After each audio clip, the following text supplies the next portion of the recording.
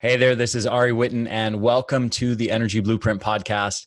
If you live in the US, today's podcast is an absolute must listen, and I promise you this information is going to blow your mind. So what's the subject of today's podcast? Health insurance. Yeah, health insurance. Okay, I know it's not a really sexy topic, but here's the sexy part. What if I told you that you could save literally $500 to $2,000 a month by learning about what's in this podcast? Is it sexy now? Okay, well, that was my attitude. I was actually almost disinclined to even broach this whole topic of health insurance because I thought it was so boring and nobody would be interested. And actually, it was the opposite. When I started learning about what you're about to learn about in this podcast, it blew my mind and it was fascinating. And I knew I had to share this information. And I knew not only was it not going to bore people, but this information was going to make a lot of people very happy and save a lot of people a lot of money. So what's in this podcast? You're about to get some insider secrets of the health insurance industry that are probably going to blow your mind. And I really didn't know this about this entire industry until just a few months ago when I started looking into it. And after I recorded this interview, I actually got rid of my previous health insurance policy and I bought into what's going to be talked about in today's show. And I'm not exaggerating, but get this, on my family insurance plan, I have a family of four. I have myself, my wife, and we have two kids, a 3-year-old son and a newborn daughter. She's, I don't know if she's technically classified as newborn anymore, but she's 7 weeks. So she's pretty close to newborn. And I was paying over $2,000 a month for this insurance plan. Now, for my medical cost sharing plan, which is what you're about to learn about in this interview, get this, I am paying $453 a month for my entire family. The entire family. That's less than just the cost of my 3-year-old son's health insurance plan, less than just the cost of my wife's previous plan. Now we're paying that much each month for the entire family. So I'm literally saving almost $2,000 a month. It works out to be something like, I think it was like $1,800 a month. That's how much I'm saving every single month. So I'm not kidding. This is 100% real. And you probably are wondering, is this possible? Is it legal? Is it legitimate? And the answer is yes, yes, and yes. This may be one of the most important podcasts that you've ever listened to and may be a game changer for your financial situation. And it may be a game changer so that, quite frankly, you stop getting swindled out of large chunks of money each month unnecessarily. Now, listen in, enjoy this critically important conversation with James Maskell, and prepare to be kicking yourself, as I was, for not learning about this sooner. And by the way, if you go to theenergyblueprint.com/new health, it's spelled KNEW -health. Okay, so theenergyblueprint.com/KNEW -health. There's a calculator there from New Health that will show you exactly how much you can potentially save. It'll show you exactly how much this alternative to health insurance will cost you each month. It's called medical cost sharing, by the way. You can see before you give them your credit card information or anything like that, you can see how much it will cost you for your plan or for your entire family's plan. And there's no commitment. You can just check it out. And that's the actual number that you will be charged each month. Again, theenergyblueprint.com/new health. Okay, with all of that said, go listen to this episode. I'm sure that, especially if you live in the US, your interest is now piqued and you're very curious about what is in this podcast. So go listen, prepare to have your mind blown, and prepare to be kicking yourself, like I said, for not learning about this information sooner, as I was. So enjoy the episode and then go check out that link, theenergyblueprint.com/new health. Check out the calculator, see for yourself how much you can save each month. Enjoy the episode.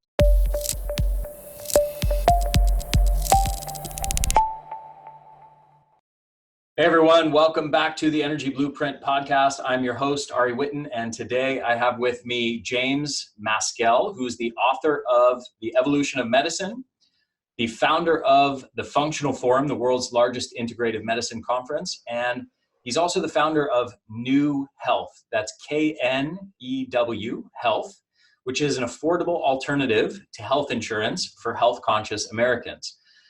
In this episode, we're going to cover mostly, we're going to be talking about all of those things in and out, but I really want to focus on insurance. And this is not at all a sexy conversation, but James makes this conversation sexy because, you guys are going to find out, but there's a lot of good stuff we're going to get into. And even though this topic of health insurance may sound boring, trust me, you are definitely going to want to listen to this.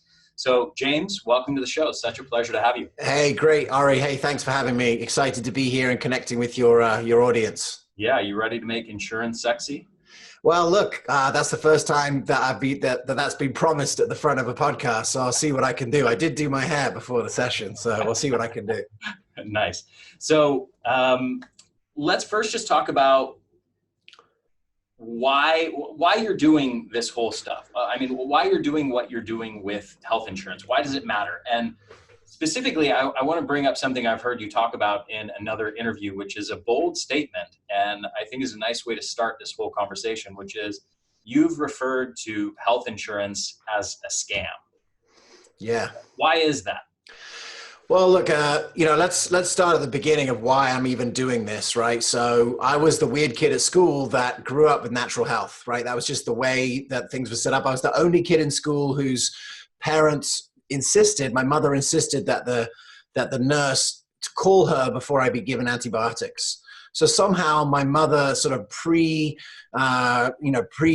that there was going to be a downside to antibiotics use in the 80s.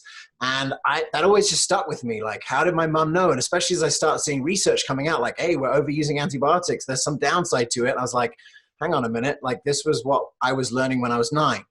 I had a chiropractor growing up. I saw a homeopath. Like, I really didn't have regular health care.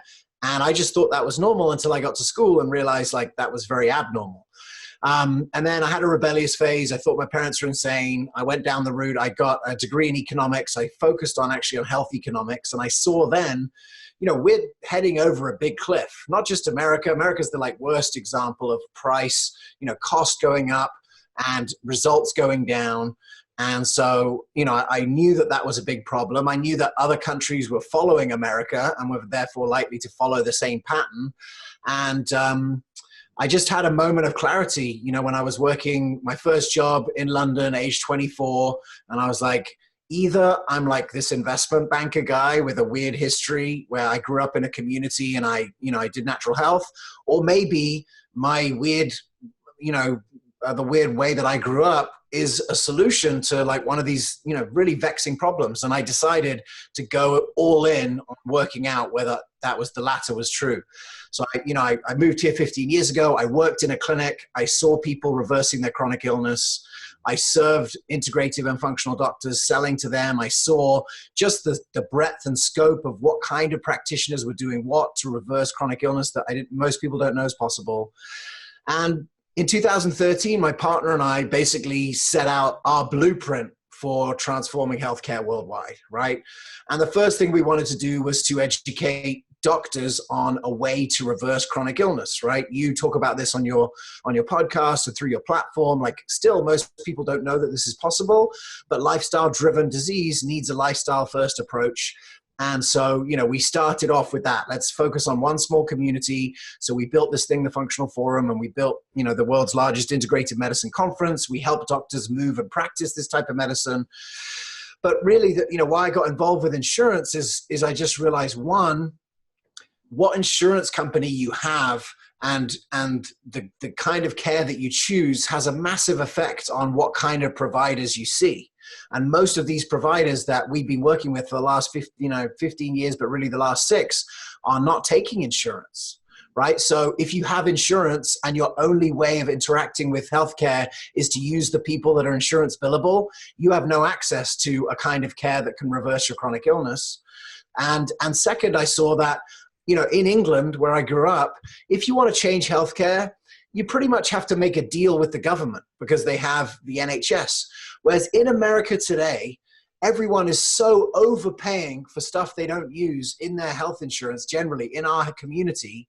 I just felt, look, here's the opportunity to really just try something and to have an opening to really build something that's better and cheaper.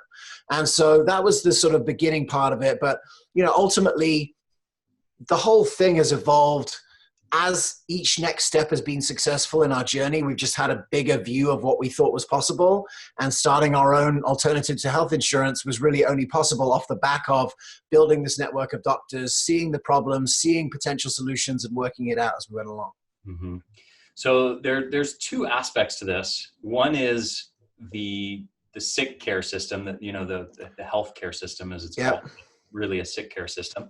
I want to dig into that. And then there's this other aspect, which is the insurance question. Now, they're obviously intertwined to a large degree, but let's just treat them as separate for the time being, and then we'll kind of connect the dots as we get into it.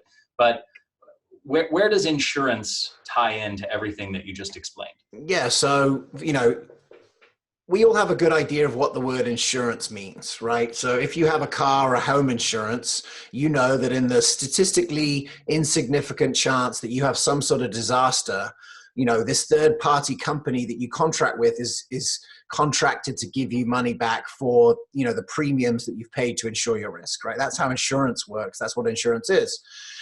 Health insurance started out that way. But then over the last 40 years, as lobbyists got involved and as this sort of like crony capitalism at the back end of everything, suddenly all of these drugs were now on insurance and available on insurance. And the standard of care was to give everyone a ton of drugs that are all covered by your insurance. And therefore you have a completely drug-based approach for all chronic disease reinforced into the system.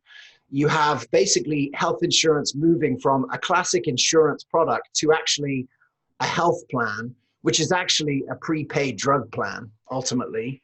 And that those people in society who have chosen to take their lifestyle seriously, to be healthy, and, someone who listens to your podcast and is active in your programs, the chances of them getting a lifestyle driven chronic disease is so much lower than the average person in the population. I just realized the incentives are way off, and, it's a big problem. And to address your conversation about the scam, in other countries, insurance plays this role where they constrain costs by not paying for things and encouraging people to be healthy. Like in South Africa, my dad has a thing that when he goes to the gym, every time he goes, his insurance premium goes down a little bit. They don't have anything like that here. Why? Because when the ACA was set up, the Affordable Care Act, they essentially changed the system so that insurers could only make a fixed percentage of revenue as profit, 20%. So then you get into a situation where now everyone in healthcare, pharma, hospitals, and insurance are all incentivized to raise the cost, because 20% of $1,000 a month is way better than 20% of $100 a month, right? So that's the beginning of the scam. Then you start to see, if you are paying attention at all, you start to see that, when people actually see the cost of everything in their healthcare, the numbers are ridiculous, like astronomically higher than they should be. Lab test is the most obvious and egregious one to me, because you can see, this same lab test that's been done in the same lab by the same people can cost $300 if you claim it on your insurance and you haven't met your deductible. You pay the whole amount, whereas you could have gone directly to the lab and had that same lab for $10, right? A 95% saving, 98% saving. That is not uncommon. That is happening every day throughout the system. And then you see things like where they'll say, our hospital has negotiated special rates with our insurance company. You think, they've got a lot of volume. They must be able to negotiate these rates down. I'm getting a better deal. But then you see, the bill, and it's like, this thing was 70 grand and I just broke my arm. Like, who's negotiating this? Because it doesn't seem like they're doing a good job. And what you find out is they're negotiating everything upwards, not downwards, because everyone's in on the scam. And it's the most powerful scam in human history. It's certainly the most lucrative, right? $3.8 trillion industry and growing. So ultimately, in the context of that, no wonder, natural health hasn't taken off. No wonder it hasn't been brought into the system, because ultimately no one's incentivized to get people off medication, keep people healthy. And the people that get the most value from their health plan are the people that are the sickest. And ultimately incentives matter. Whatever you say, incentives matter. And so, our multi-year plan to transform healthcare, had to include having a different way to take care of your health risk. And so that's how we kind of got involved in this area. Yeah. There was one thing you said there that I want you to elaborate on, which is that insurance is a prepaid drug plan. I think this is such an important point, and I really want you to explain this to people so they really get this. Yeah. So, if you're an average citizen and you have a 1 in 2 chance of getting type 2 diabetes and a 1 in 3 chance of getting cancer, basically they have to put into your premium in order to make the maths work and still make numbers. They'll be like, okay, what is the lifetime cost of type 2 diabetes care? Oh, it's like, I don't know, $1 million. So, and you've got a 1 in 2 chance of getting it. We've got to layer in those costs into your plan because you've got a 1 in 2 chance of getting type 2 diabetes, 1 in 3 chance of getting cancer. What does that cost? We've got to layer it in, because if 1 in 2 or 1 in 3 people are getting it and they've got to pay for it, we've got to make sure that you're subsidizing that plan. And so ultimately, multiply every weird chronic disease by the lifetime cost of caring for that disease. And ultimately you see that that's why these numbers are so staggeringly high.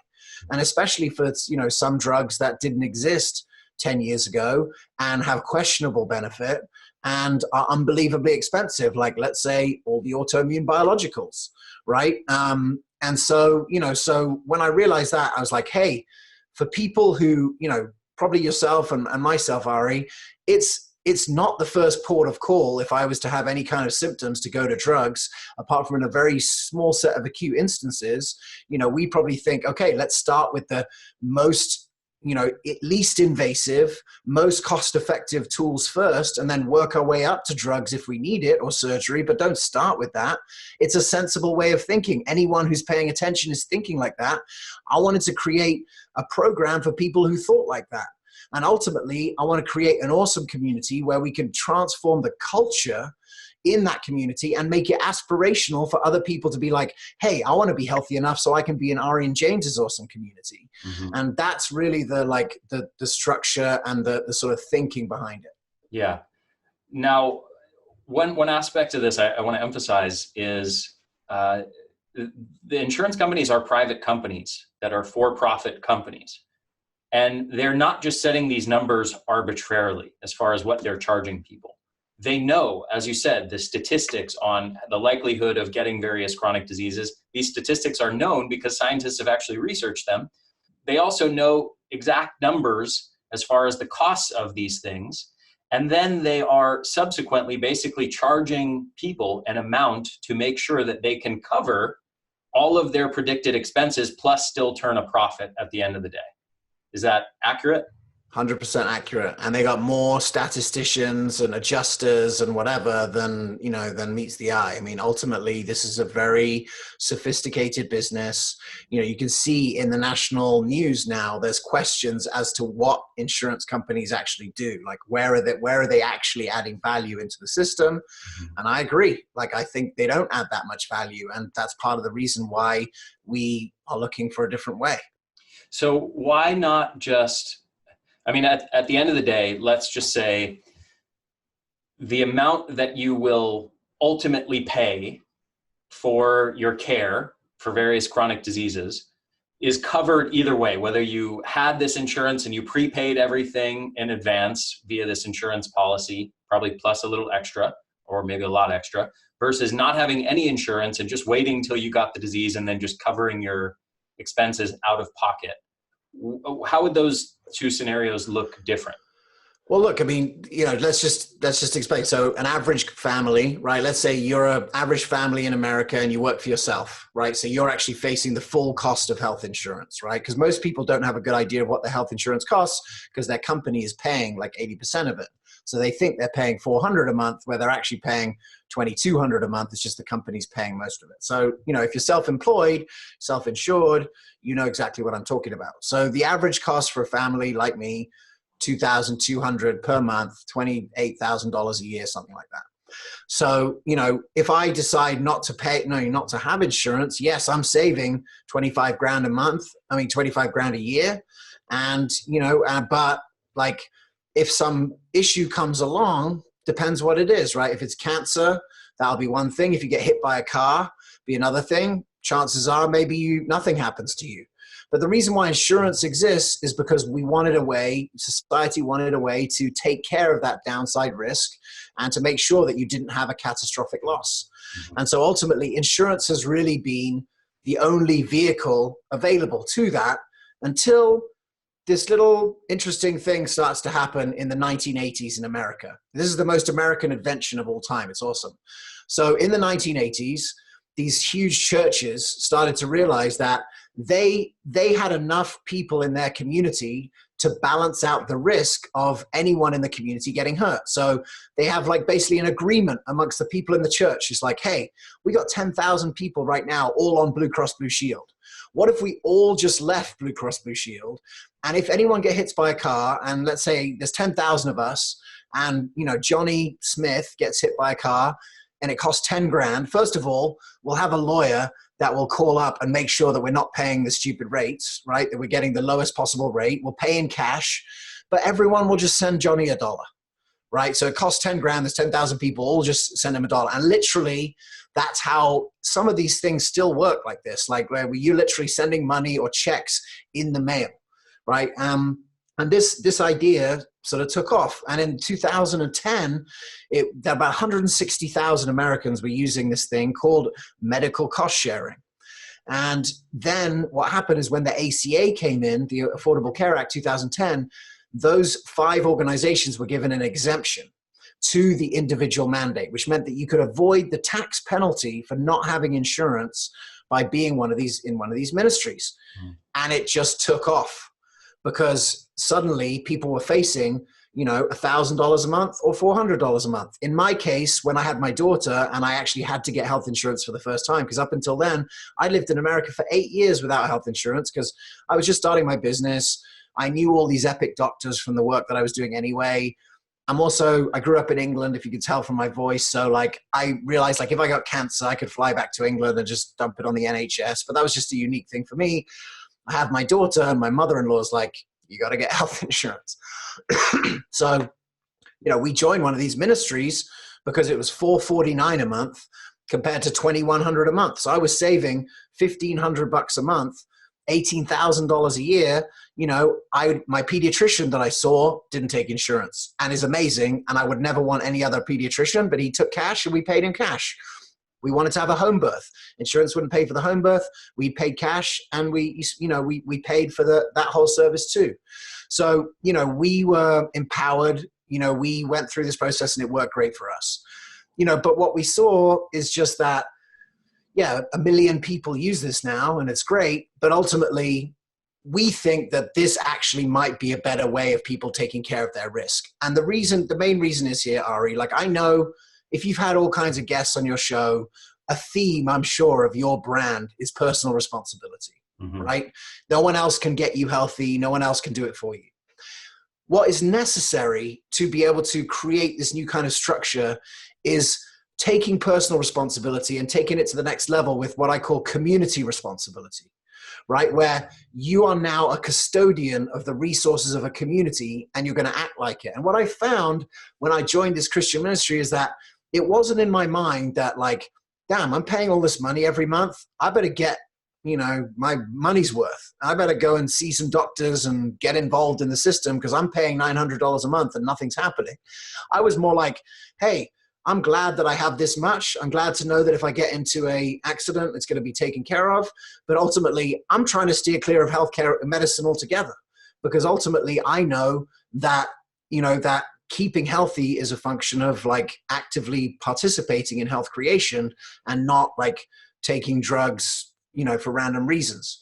So that was my thesis, and I just met a lot of other people who do it. I lived in New York. I lived in LA. I met Jewish people who couldn't sign up for the Christian ministries. I met Muslim people who I played cricket with. I met all kinds of people, atheists, people leaving the church. And I just thought this idea of community responsibility is so ready for prime time that it needs to be sort of deshackled from a Christian Christian structure. And so I just thought, and also I have all these doctors who are getting people off chronic disease, and getting them off medication, reversing it. And I'm like, man, if there was ever a chance for us to start our own cost sharing community, not based on Christendom, but based on people who are passionate about health, people who are healthy and take care of themselves, we should do it. And then in January 2018, the law changed and we went for it. Beautiful. And that's what New Health is. And that's New Health. Yeah. Okay. So you've basically alluded to what it is, but just summarize real quickly what New Health. Yeah. So it's an affordable alternative to health insurance. It's an alternate health plan. It's 30 to 70% less than health insurance. You can go to the website now and you can calculate your savings, compared to what you have. It's essentially a community of people that agree to a certain set of agreements. And that agreement is that you take care of your own personal health and, responsibly. And that if any incident happens, like if you get hit by a car or if you get a chronic illness or anything like that, the community will cover, will share in the costs over and above a certain, sort of deductible-esque amount. So we have instead of premiums, we have, monthly share amount that you put in. It works very like insurance. And you have, instead of deductible, you have an unshared amount. So, for me, I have a 500 unshared amount in my family. So that means the maximum out of pocket that I'm ever going to spend is 500 for any incident. And, we have an awesome team. So, if you have any health issue come up at all, you call up our team and you say, hey, I'm having this issue. Can you recommend a doctor? Not only will they know which doctor to go to, but they'll negotiate the rates for you. So you'll never pay, they'll pay the lowest rate possible. We partner with a company that's been doing this for like 30 years and negotiating rates for communities just like this. We have 24/7 telemedicine. So if you need to call in a prescription at 3 a.m, you can. And then, we have the claim negotiation part. We have a second opinion service. And over time, we want to layer in other things like a health coach. We have, you can have a one-off session with a health coach at the beginning. If you've never, entered one. Down the road, maybe we'll have more of that. But more than anything, we just wanted to help people massively reduce the amount that they spend on the reassurance to know that if you have something bad happen to you, you will not go bankrupt, so that you can invest that extra money in, healthy food or Ari Whitten's training program or whatever other things that you want to do to be healthy. And it's your choice. I don't need to tell you whether you need to have chiropractic or not. If you value chiropractic, go and see a chiropractor. My wife does, I do. And we just pay for that because we like being healthy, but we're saving so much per month that we can afford a lot of chiropractic. Right. Yeah. On a personal note, I literally just looked at how much my family is paying for health insurance. And I also just had a newborn daughter 2 weeks ago. And so now I have a family of 4, and we're literally paying $2,400 a month in. That's exactly the average, Ari. So $2,400, $28,000 a year is bang on the average. I know you work for yourself, so you're paying the whole amount. I mean, that is the numbers. That's not abnormal. Yeah, I mean, it's absurd. It's really absurd to be paying $28,000 a year, especially in the case of a family like mine, where we are going above and beyond and spending a lot of money on healthy food and other ways of keeping healthy. I don't need to be paying for a prepaid drug plan for drugs I'm never going to have. I mean, it's just absurd. So this is perfect timing for me to really learn about New Health, and I'm actually going to go sign up myself right after we finish this.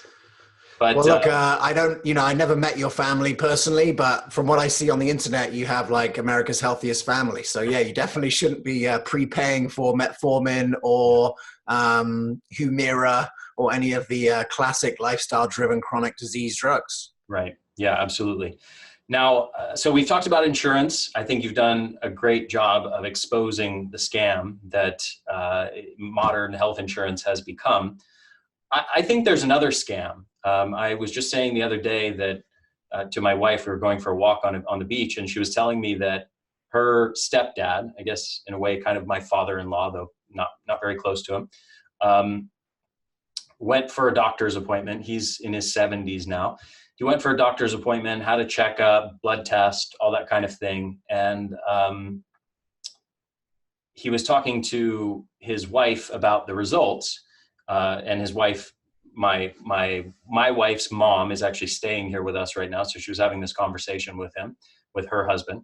And basically she was asking him what the doctors found and what they told you to, what instructions they gave you to do about improving your health. And basically it was like, well, my cholesterol's high, my blood sugar's high, suggestive of insulin resistance. And I think blood pressure was high too. And he said my blood sugar wasn't so high that they're ready to put me on diabetes medication. And he told me that, for the cholesterol, I should just up my dosage of the statins from 2 times a week to 3 times a week. And she was like, well, did they tell you anything else about how to improve your health or, adjust any lifestyle habits or anything like that? No, that was it. And what I said, I just started laughing at this because you have somebody who's overweight, has insulin resistance, has signs that early signs of metabolic syndrome. We know that these are lifestyle driven problems.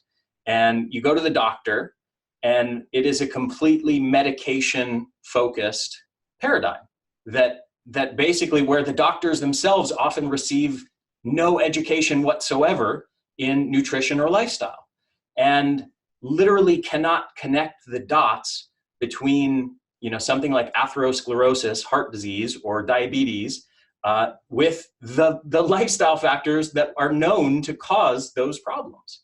And these people are going to the doctor and receiving no instruction on those things at all. And what I said in response to this, when I started laughing and hearing this, is this is like the greatest con in history, that modern conventional medicine has managed to convince most of the general public that is actually the scientific approach to health.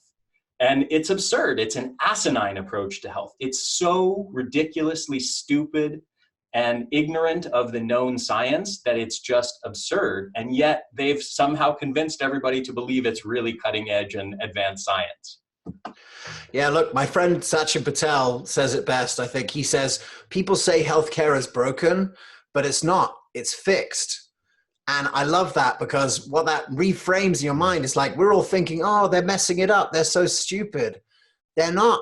This is a profit maximization machine that has been oiled for years and is working perfectly, right? It's just, that's what the goal is, right? The idea, like you can see it clearly, like there's Goldman Sachs report saying, is solving chronic disease or is solving disease a viable business model? Because on one hand, you have customers for life. On one hand, you have people like me that are like independent of the medical system. You're in a family, independent of the medical system, right? You're on the last lifeline is you're like, paying still your prepaid drug plan. So you're still, paying into it because they've got you.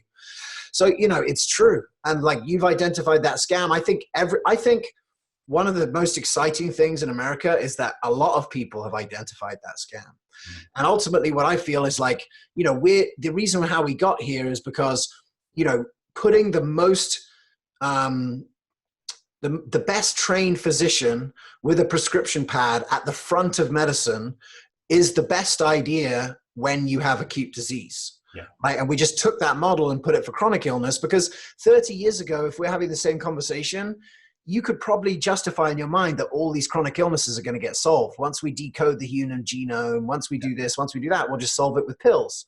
To me and you now, that's absurd. And there's no way that that's going to happen. It's not a way that's going to work. And anyone who's looking at the future of medicine knows there's never going to be a drug for Alzheimer's. There's never going to be a drug, because they're all caused by, the causes are so rife. So my thesis on this, Ari, is that in chronic disease, the first person that you see should be a non-prescriber. Right? Should have someone who can't write a prescription. right? You definitely need someone to make sure this person's not going to die tomorrow.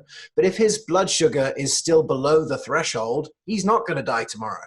He didn't die any day in the last 50 years, right? So start with a non-prescriber, start with a health coach, start with a dietitian, start with someone who can say, here are proven scientific ways to reduce your cholesterol, reduce your high blood pressure, improve your sleep, improve your mood, improve your, learn how to meditate, learn how to cook some anti-inflammatory meals, like learn how to, to take care of your body in the way that it is. And so ultimately that's, we can't do that. I can't lobby Blue Cross Blue Shield to do that, right? They're a profit-making entity. They're doing fine, right?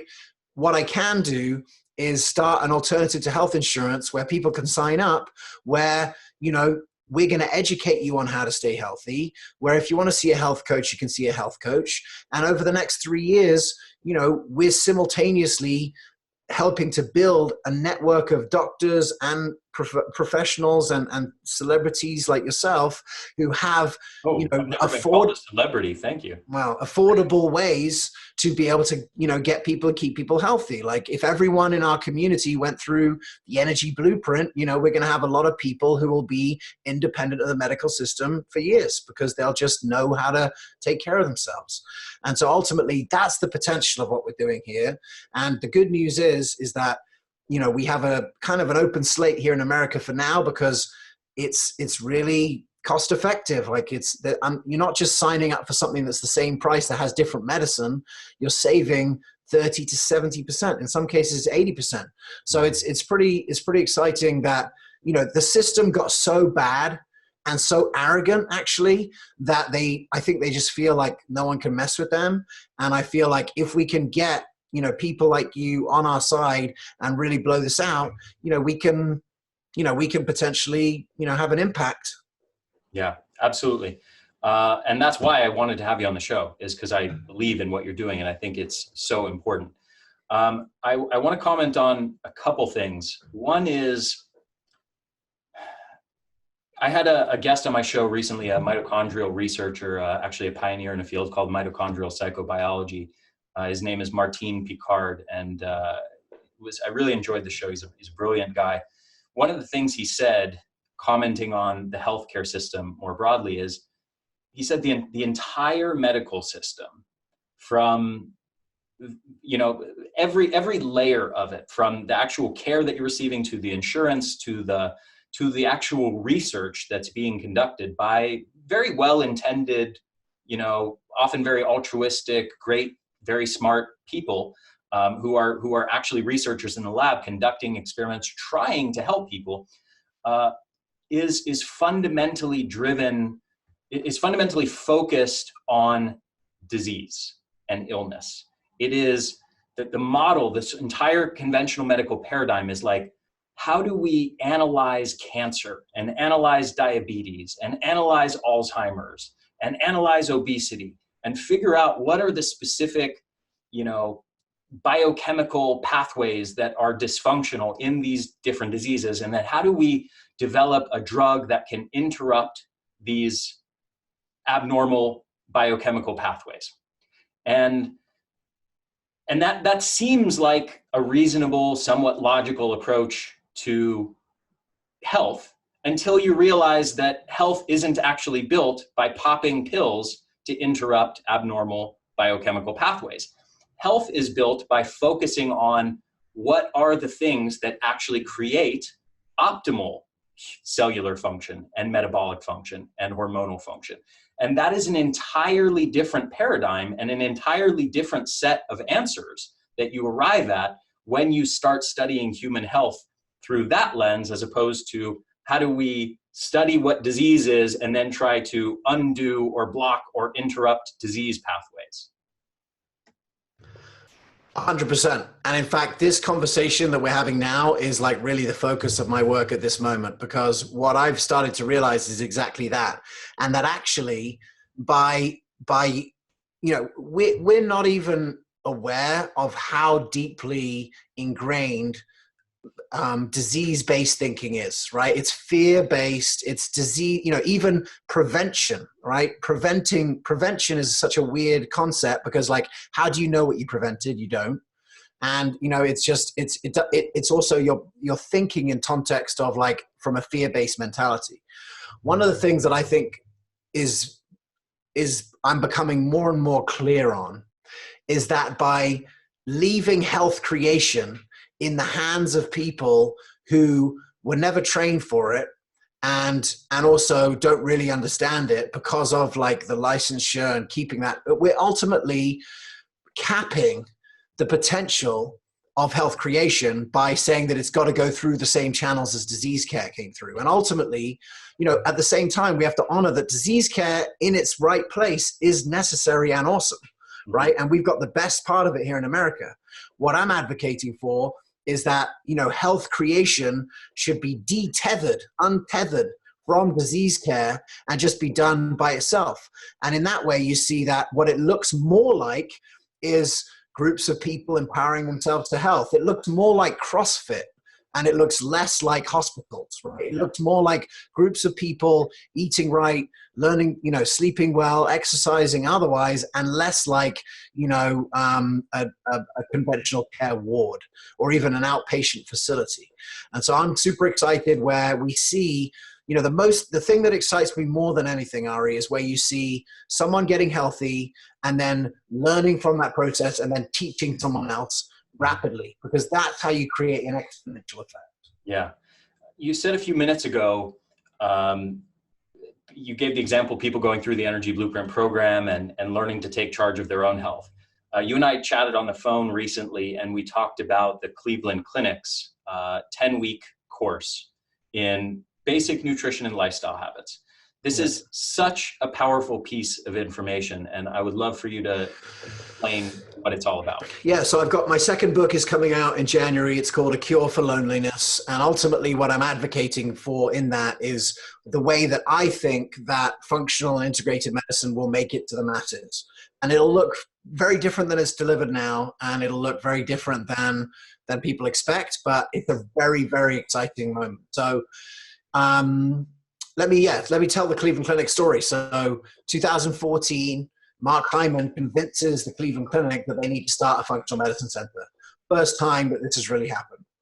They start with a small space. It's him and a couple of other doctors, and they're just doing functional medicine like you might get it at your local functional medicine doctor, one-on-one, long appointments, you know, lots of testing, lots of supplements, toughest of the toughest cases, you know, and they, you know, and it's going well. They're getting good results, but the growth of interest and the growth of capacity is, you know, the interest is outstripping. You know, the waiting list is getting longer, and now they've got to build a new facility because it's going so well. They decide to move to an 18,000 square foot facility, and you know, they start to realize they're never going to be able to keep up with the demand, and that what they also realize is that, you know, if you get people, the difference between people who have success in functional medicine who don't, are they, you know, now participating in their health? Like, have they made the mindset shift from this functional medicine doctor is going to fix me to I'm going to fix myself and this guy's going to guide me? Right? That's the fundamental shift that needs to happen for people to get well and stay well. So this administrator called Pawnee Jones, she's just like lived in Cleveland her whole life, African-American, probably 40 years old. She's an administrator there. She sees what's happening. She loves Mark Hyman. She's passionate about what she's doing. She sees what they've been doing with things like the Daniel Plan. She decides that any new patient, you want to see Mark Hyman, or you want to see anyone else at the Cleveland Clinic, I'm going to dangle that opportunity behind what they call Functioning for Life. It's a 10-week, 2 hours a week program, all billed on insurance, where a dietitian, health coach, and physician assistant team, you know, either one each time or two each time, essentially take people through a curriculum where they learn how to take care of themselves. And they also, most importantly, are introduced to other people who also want to get healthy. They all happen to live in the Cleveland area. So this thing kicks off. So first of all, the practitioners love doing it. I met a PA who had never done functional medicine, had never done a group visit, and is like, this is the future of medicine, forever, I'm in. But get this, 66% of people who come through that course never have to see the doctor because they're just better. They know how to operate their body. They have now a new network of friends that support them. They've seen the potential of where, doing health creation as transforming their disease state has taken them. And so ultimately, they are now independent of the medical system. And so now it's being rolled out different ways. Now, that's called a group medical visit or a shared medical appointment. They're not the first people to come up with that. And in my book, I talk about, sort of where it came from and how it's developed. But here's what I think, Ari, is that the group visit by itself to treat loneliness by introducing people to each other is super, super, super valuable, because that's a key determinant of health. Mm-hmm. Teaching people a curriculum on how to take care of themselves and the baseline of participatory medicine is super, super valuable. But when you do both of them together, it is a really super powerful force. And so, inside, my next goal really is to really massively increase the supply of group visits inside the medical system.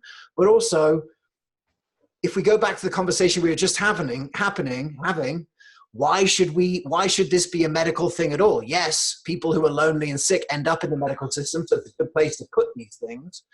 But I've seen examples. I went to a thing in Oakland early this summer called Open Source Wellness, where it's a 16-week program. You can come in every 4 weeks, but it's peer-led, peer-run. And once you go through the 16-week process and you've gone through and seen the whole thing, every 2-hour session, they're actually doing the fundamentals of health. So they start with a meditation, and they do some exercise, and they eat in community, and they talk about their issues in small groups.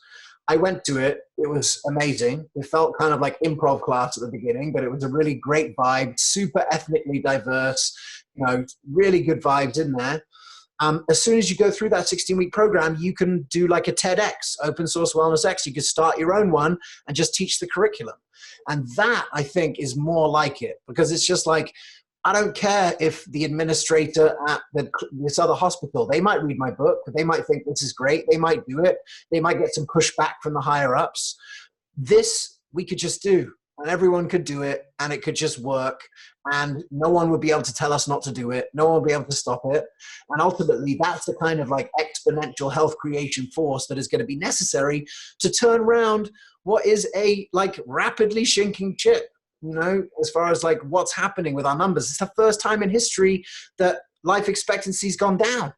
That never happened before. We're in real trouble, and we need powerful forces not tethered and not tethered to a system that really hasn't adapted fast enough for the problems that we face. Yeah, absolutely. Well said.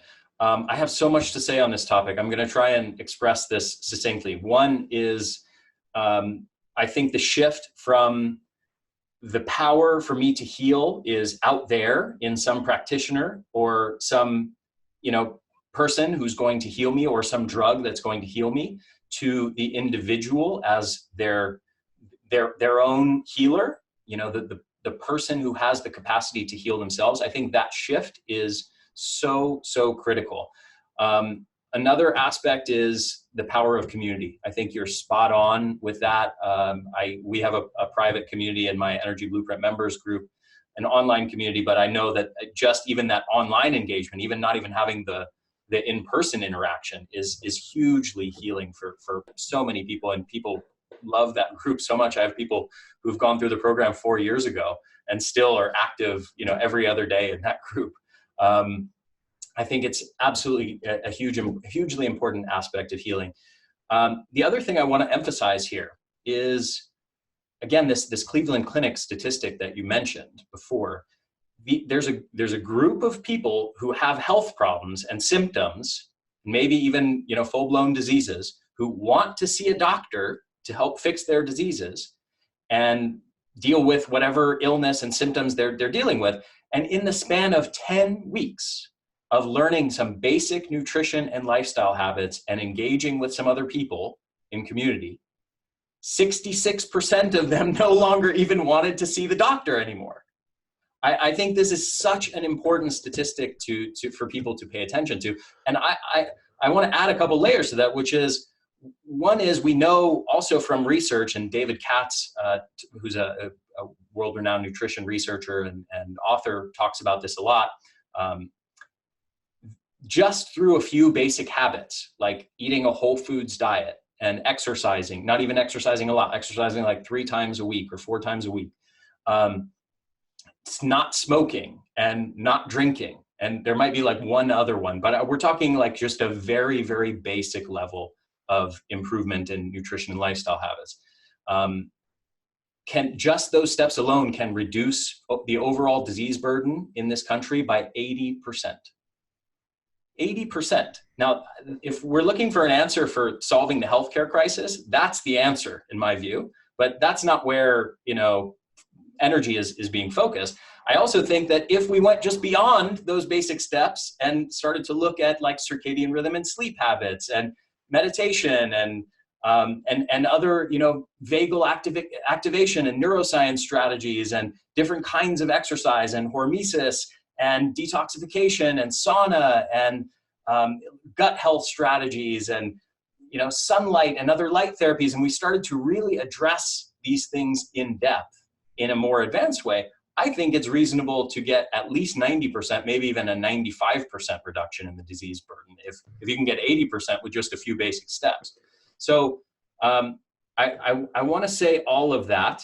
And I also want to just add one more layer to this, which is there's a little bit of a trend in the holistic health and functional medicine community that worries me a little bit, which is kind of a tendency towards green allopathy and almost like an inferiority complex compared to conventional medicine. It's like I see some people who almost want to be more like conventional medicine. They want to run their tests and then write prescriptions for various drugs or various supplements. And I really wish that more people would embrace natural health and nutrition and lifestyle changes rather than trying to be more like what conventional medicine is doing, because I think it's just so much more powerful. Well, I couldn't agree more. Ultimately, I think it's a function of looking for validation inside a big brother system, which I think is just, the way it's always gone. Like, integrative medicine, right, began as a concept of whole person health. But integrative medicine became advocating for chiropractors and acupuncturists. It became very modality focused when really the energy at the beginning of it was like whole person health and these kind of things.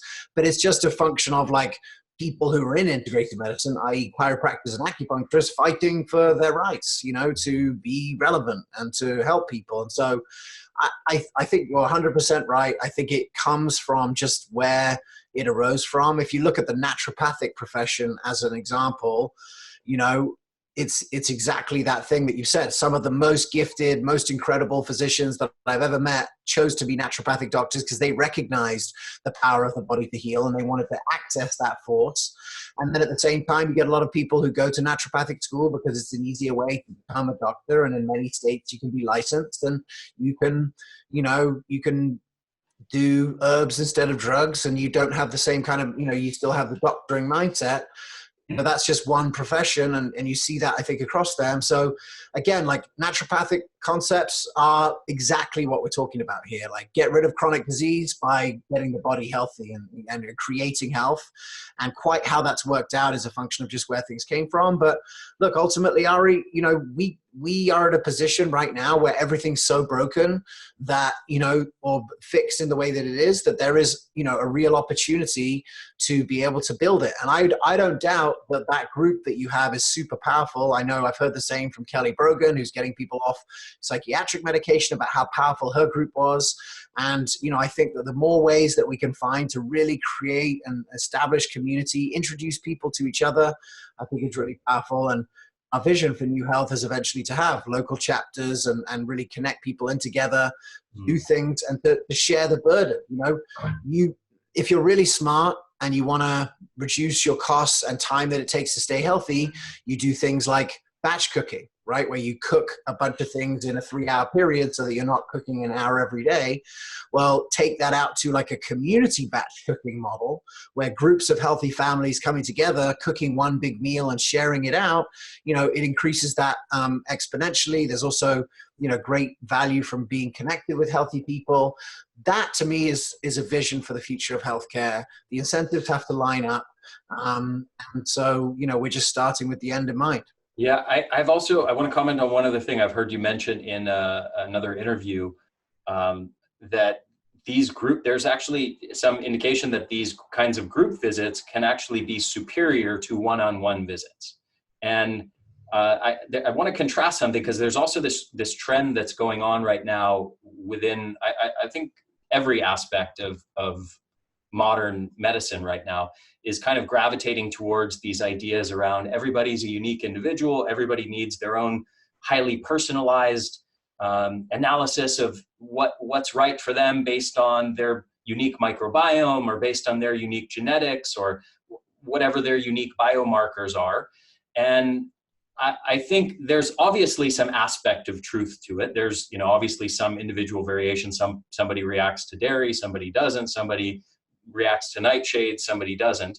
However, I do think this whole movement towards this high degree of individualization and personalization is largely misguided and is largely taking us down a bad path, in the sense that I think we're losing sight of the fact that just some basic common sense. If we went to Sri Lanka and Sumatra and took 1,000 tigers out of the jungle, and we brought them back to the United States, and we put them all in zoos around the United States, and we kept an eye on them over the next 10 years as they were in these zoo environments being fed a processed zoo diet.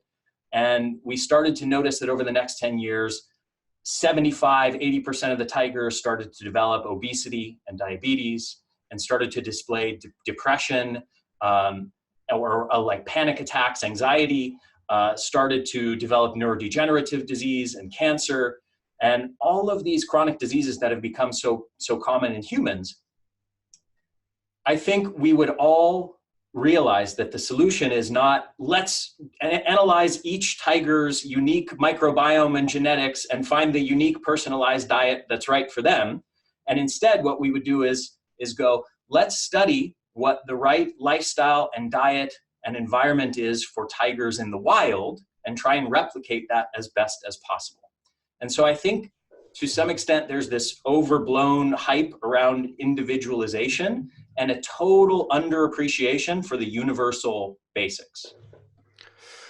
That's a great analogy, Ari, and I bet you came up with it because it's unbelievably hard to argue with. I mean, it's true.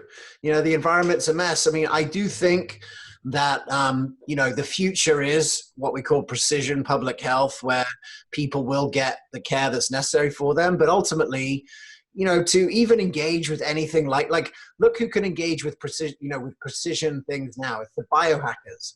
Is the average person on the poverty line a biohacker? No. You have to be pretty damn empowered to be a biohacker. You have to be confident enough to order your own labs and this and that and whatever. So ultimately, I guess what I'm saying is I think that is the future, but we've got the present to deal with today. And the present to deal with today is that our environment is created for disease, or creates disease. And the best leverage that we have is to transform that environment.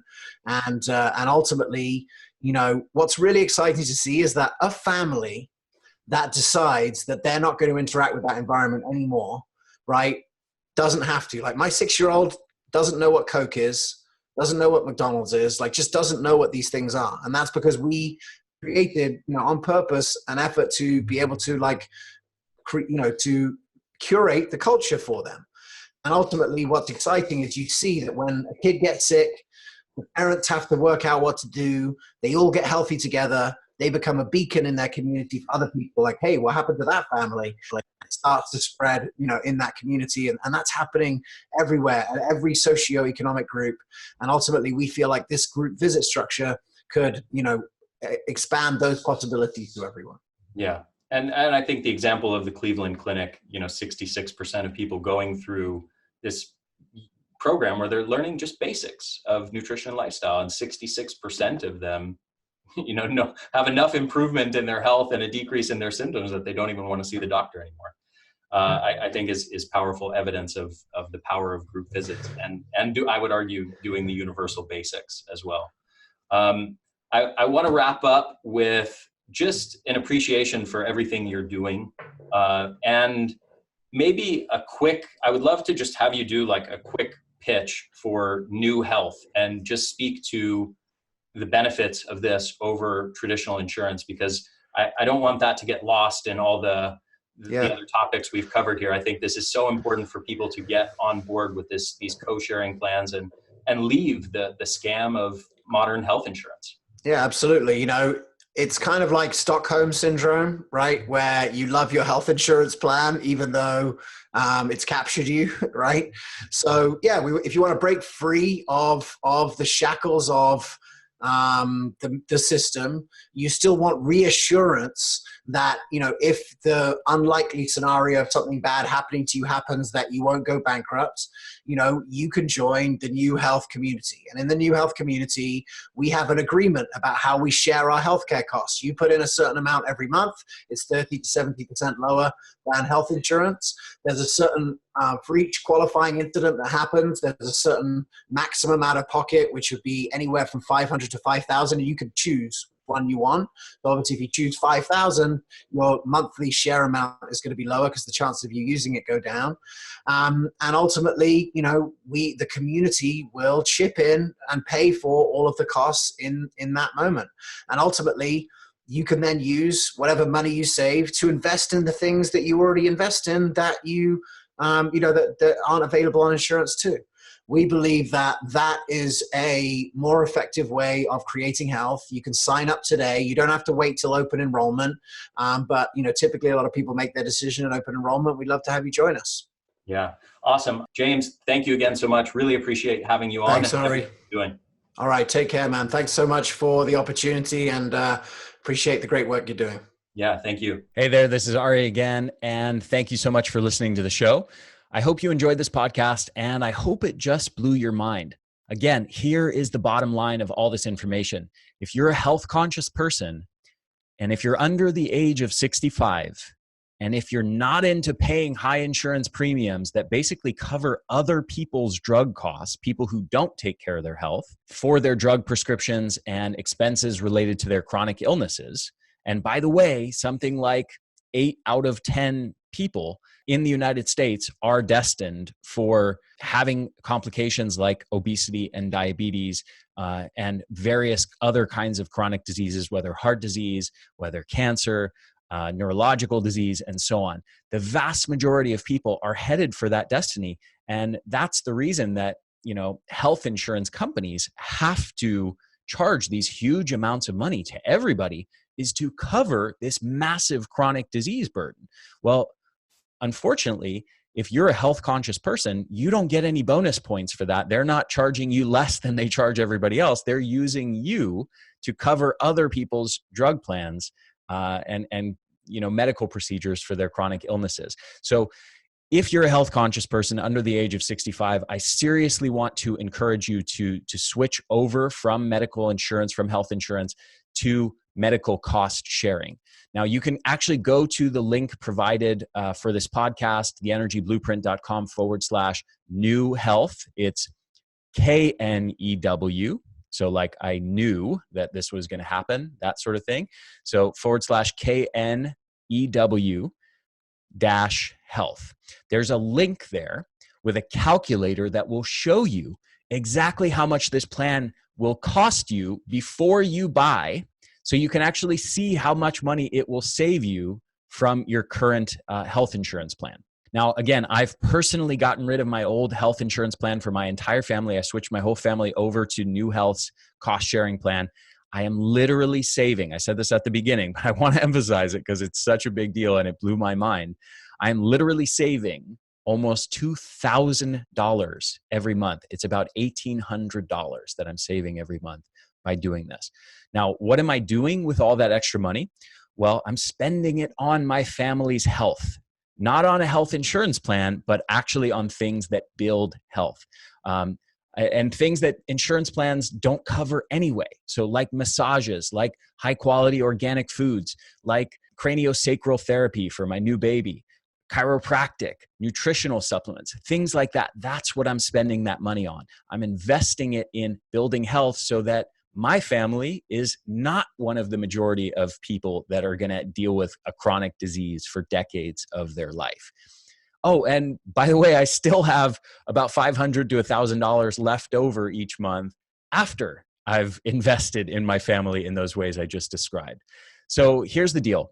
Nationally, benchmark health insurance rates for those not receiving employer or government subsidized health insurance increased by about 25% in 2017, and then again by 30% in 2018. They are gouging you on these prices, and it's just going up and up and up. I mean, it's like they're just seeing how much they can keep increasing it and getting away with it because they know you don't really have any other options. Now, after rent or mortgage, health insurance is one of the biggest costs that your family faces. Now, can you imagine any other major cost of your family increasing by 15 to 30% year after year? It's insane. So why are health insurance costs so out of control in America? Well, political variables aside, there are a lot of clear reasons. The main one is that health insurance companies are publicly traded companies and thus have a fiduciary responsibility to their investors to maximize their profit. That is, to raise your premiums as much as they possibly can. Now, since it's a highly regulated industry, startup costs are very high and competition is really low for those companies, which means that it's dominated by only a few major players who set the prices to basically whatever they want, again, because they know that you can't really go anywhere else. You're stuck with them, and you basically have to get it. Now, add to this the fact that hospital pricing is completely opaque as well. The hospitals charge basically made up amounts of money to the health insurance companies who have little reason to spend the cost and time and effort to negotiate the prices down. They pass the costs on to you in the form of spiraling up premiums, knowing, again, that you have few other options. Now, for example, I'll give you a specific example, a couple specific examples here. As an over-the-counter item for a diabetic, for example, a few bottles of insulin would cost you about $25 per bottle. So let's say you get 3 per month, it's $75 that you'd spend on your insulin each month for those 3 bottles if you're paying out of pocket. But if you, and this is not uncommon at all, and believe me, you can see for yourself, you can go ask, for example, your pharmacist how much they charge for out-of-pocket insulin, somebody paying out of pocket versus how much they charge somebody if you can even tell them it's your health insurance plan and then ask them how much they charge. If you tell them you have health insurance and you go through health insurance, they'll typically charge you about $400 for that same amount of insulin that would have cost you $75 out of pocket. And if you haven't met your deductible yet, well, you have to cover all of that. So you're basically paying, just so you fully understand this, you're basically paying the cost of about 5 months worth of insulin that you're paying out of your pocket versus if you're not paying, for health insurance and paying these huge premiums every month, then you'd actually pay way less. So again, as James Masco pointed out in this podcast, when these insurance companies are saying they're negotiating your prices, they're actually negotiating them up. So this is the crazy thing that's going on here. Another example, my wife just went to the podiatrist last week or the week before because she injured her toe while rock climbing. And so she was worried about her toenail and she went to the podiatrist to see if the podiatrist could help her. They ended up not being able to help. And then she's leaving the office after maybe a 15 or 20 minute visit. And she goes to pay and they say it's $150 for this visit. And she says, I'm very thankful she's smart enough to ask this, but she says, how much would you charge me if I was paying out of pocket? And they said $75. So, she's like, I'll pay out of pocket. Okay. And of course, so this is the thing that people don't understand. You're actually, not only are you paying these huge premiums every month for your health insurance, but you're actually getting penalized and paying inflated prices for various kinds of medications or medical procedures or doctor's visits on top of that. This is the kind of shady stuff that insurance companies are doing with virtually all of these pharmaceuticals, medical procedures, doctor's visits, and medical tests, as well as James talked about in the interview. They're inflating the prices massively. So again, you're paying the insurance premiums and paying inflated rates for whenever you use any service on top of it. Now, here's the most important thing to understand. As we discussed in this podcast, health insurance companies know exactly what the rates are of various chronic diseases in the population and what the average costs are for each individual when they eventually end up with those different kinds of chronic diseases and are on 2 or 3 or 5 or 10 different prescription drugs each month. The companies know all of these costs in advance. So they're basically charging you, they're just doing the math, crunching the numbers on the population level, and how much does it cost on average, given this chronic disease burden of, let's say, 80% of the population headed towards various kinds of chronic diseases. Given these numbers of how much all of that costs, how much do we need to charge each individual to not only cover all of that, but to make a big profit on top of it? That's the math that insurance companies are doing. But here's the thing. If you're a health conscious person, and since you're listening to this podcast, you probably are, then you probably don't intend to get those chronic diseases and be on lots of prescription drugs each month and getting lots of medical procedures and lots of doctor's visits. But insurance companies don't figure all of that into the equation and reward people like you and me for taking care of our health. You and I pay the same rates as other people, the other people that they are counting on to be sick. And ultimately, you're basically just partly funding the medical costs of unhealthy people who never took care of their health. The insurance companies use these high premiums of health conscious people, just like you and I, to cover the costs of healthcare for the entire population. And again, if you're anything like me, and if you're a health conscious person, you never even reach your deductibles each year anyway, before they reset each year. So you basically end up paying for all your visits of, the few things you do get out of pocket anyway, plus you're paying inflated rates for it, plus you're paying huge monthly premiums for your health insurance on top of that. So if you're sick of playing this shady game and paying huge chunks of money each month for services that you don't use, probably will never use, but you still want a backup plan in case something bad happens, in case there's an accident. Of course, I want to know that if I get into a car accident or if one of my kids gets severely injured or something like that, and requires, life-saving medical procedures, I want to know that that's not going to, that I have to pay for that out of pocket, and it's going to potentially bankrupt me and cost tens of thousands or hundreds of thousands of dollars. Or if, there is, God forbid, a new disease that emerges.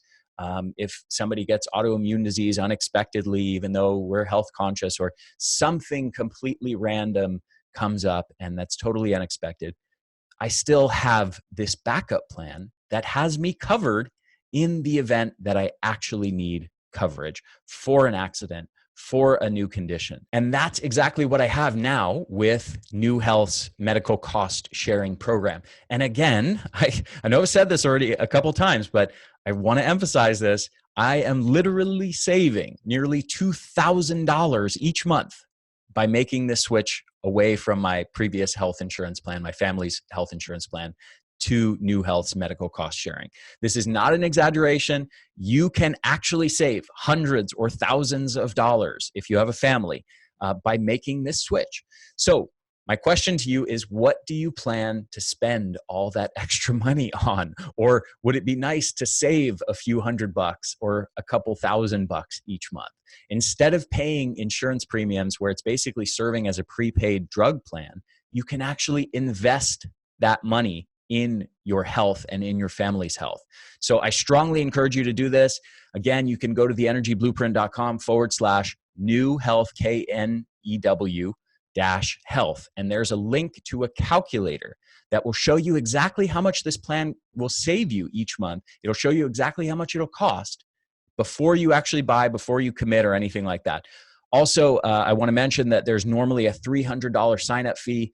James agreed to waive that $300 yearly sign-up fee for people who are in my audience if you sign up before October 31st, 2019. So they're waiving that fee. So go get on this while you can. Again, this is real. This is legitimate. Feel free to go research pros and cons more deeply. I certainly did all of that before I switched my whole family over. But I am telling you, as hopefully someone that you trust now, hopefully I've earned your trust by you listening to many of my podcasts and seeing that I'm a high integrity person, seeing also that I do my research very deeply before I endorse or recommend anything.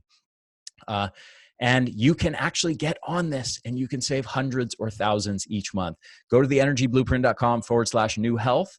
You'll see for yourself how much money you can save each month. And I just really encourage you to get out of this whole health insurance shady business. Still have a backup plan for yourself and your family, but do it in an intelligent way that saves you a whole bunch of money. So I hope you enjoyed this podcast. I hope you just had your mind blown, and I hope you're excited about saving a bunch of money each month.